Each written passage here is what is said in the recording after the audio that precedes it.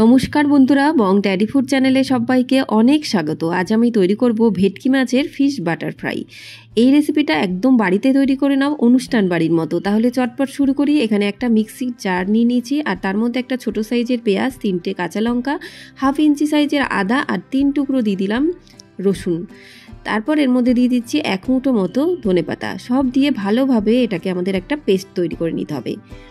এদিকে ভেটকি মাছের ফিলেগুলোকে ভালো করে ধুয়ে নিয়ে চলে এসেছি।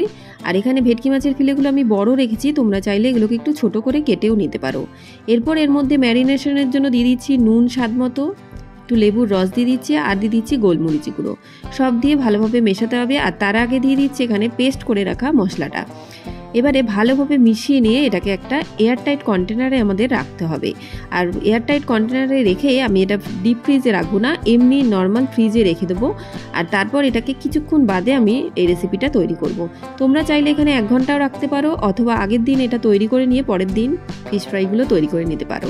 সমস্ত কিছু আমি এবারে এই কন্টেনারটার মধ্যে রেখে ভালোভাবে এটাকে ঢাকা দিয়ে ফ্রিজে রেখে দেবো। এরপর আমাদের ব্যাটারটা তৈরি করতে হবে। তার জন্য এখানে একটা বাটি নিয়েছি, তার মধ্যে দিয়ে দিচ্ছি 4 চামচ মতো ময়দা, আর 2 চামচ দিয়ে দেবো কর্নফ্লাওয়ার। তারপর দিয়ে দেবো এখানে স্বাদ মতো নুন আর গোলমরিচের গুঁড়ো। তারপর হাফ টিস্পুন দিয়ে দেবো এখানে বেকিং পাউডার, আর 1 পিঞ্চ মতো বেকিং সোডা। তারপর একটু মেল্ট করে রাখা বাটার দিয়ে দিলাম এর মধ্যে, আর দিয়ে দেবো ফ্রিজের ঠান্ডা জল। এই ঠান্ডা জলটা দিয়ে আমাদের ব্যাটারটা গুলতে হবে।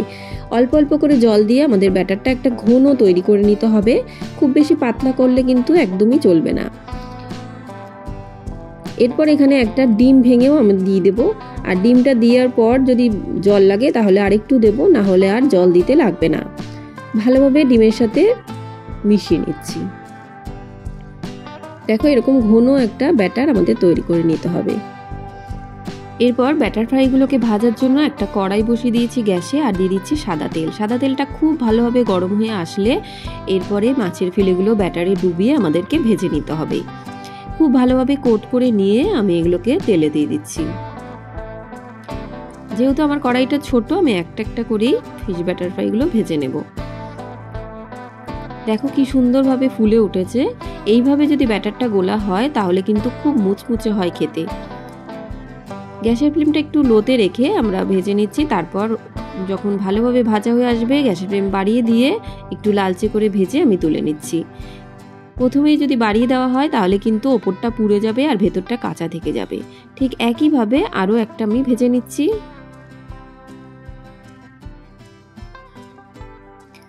তৈরি হয়ে গেল আমাদের ফিশ ব্যাটার ফ্রাই। কেমন লাগলো এই রেসিপি অবশ্যই কিন্তু আমাকে কমেন্ট বক্সে জানিও। ভালো লাগলে লাইক, শেয়ার এবং সাবস্ক্রাইব করে নিও চ্যানেলটিকে। তাহলে আজকের মতো এই পর্যন্তই।